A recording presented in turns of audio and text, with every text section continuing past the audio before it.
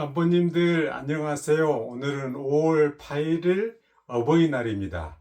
어버이날을 맞이해서 깜보님들은 다양하게 부모님들에게 사랑을 표현하셨죠.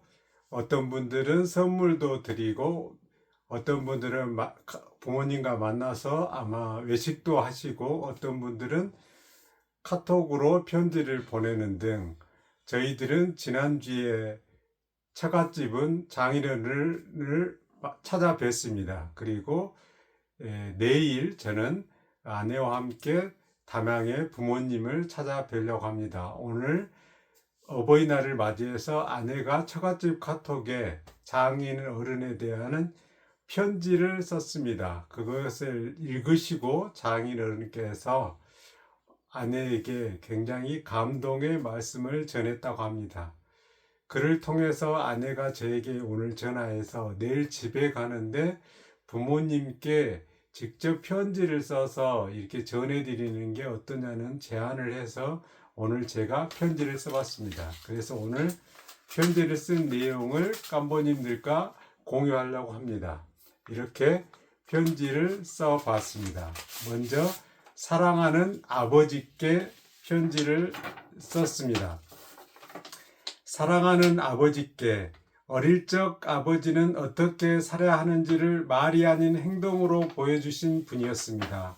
술과 담배를 하지 않으시는 아버지의 모습을 보며 저도 자연스럽게 그렇게 살아야겠다고 배웠고 지금까지 담배를 피워보지 않게 되었습니다.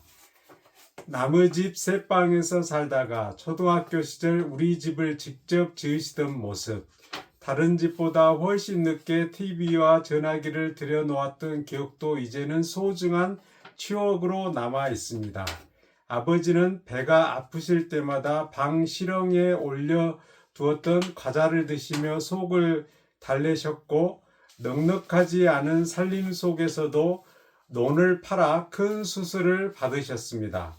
어릴 적에는 잘 몰랐지만 지금 생각해보면 위를 절개하는 큰 수술이었던 것 같습니다. 초등학교 시절 새벽에 일어나 못자리를 만들기 위해 논에 들어가던 그 순간 발끝을 파고들던 차가운 감각은 지금도 제게 열심히 살아야 한다고 말해주는 듯 합니다. 아버지는 농사를 지으시면서도 남의 손을 빌리기보다 온 가족이 함께 힘을 모아 해내는 삶을 보여주셨습니다. 그 시절 이렇게 열심히 사는 정신으로 서울에 가면 더 잘 살 수 있을 것이라는 희망으로 모든 것을 정리하고 떠나려 했던 계획이 이루어지지 못한 아쉬움에 있었다는 것도 알고 있습니다. 할아버지 할머니를 일찍 여의시고 아무것도 없는 상태에서 결혼하셨지만 엄마와 함께 어떻게든 살아내야 한다는 마음 하나로 새벽부터 저녁까지 논농사와 밭농사에 매진하셨던 모습이 떠오릅니다. 제가 대학을 다닐 무렵에는 소를 키우시며 집안 살림을 조금씩 일으켜 가셨던 것도 기억합니다. 15년 전 제가 한창 바쁠 때 아버지께서 위암 진단을 받으셨다는 소식을 들었을 때는 하늘이 무너지는 것 같았습니다. 하지만 아버지는 위를 모두 절제하는 큰 수술을 받고도 다시 건강을 회복하셨습니다. 그 모습은 평생 농사를 지으며 다져온 강한 체력과 정신 덕분이라고 생각합니다.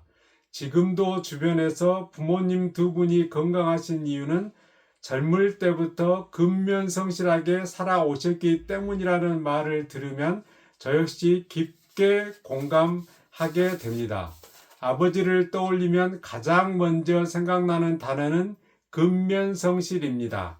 제가 새벽 4시 50분에 일어나 수영하고 책 읽고 글 쓰는 루틴을 지켜가는 것도 돌이켜보면 어릴 적부터 보아온 아버지의 삶을 그대로 따라한 것이라 생각합니다.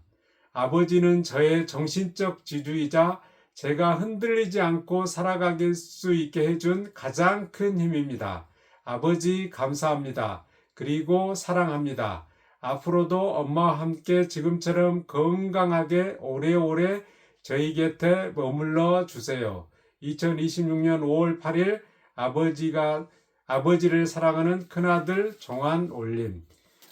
오늘 이렇게 내일 아버지께 전해드릴 편지를 써봤습니다. 깜보님들도 여러 가지 형태로 아마 사랑의 표현을 하실 건데 말보다는 이렇게 글로 사랑의 표현을 하는 게 더 낫겠다는 아내의 조언에 따라서 오늘 이렇게 편지를 써봤습니다.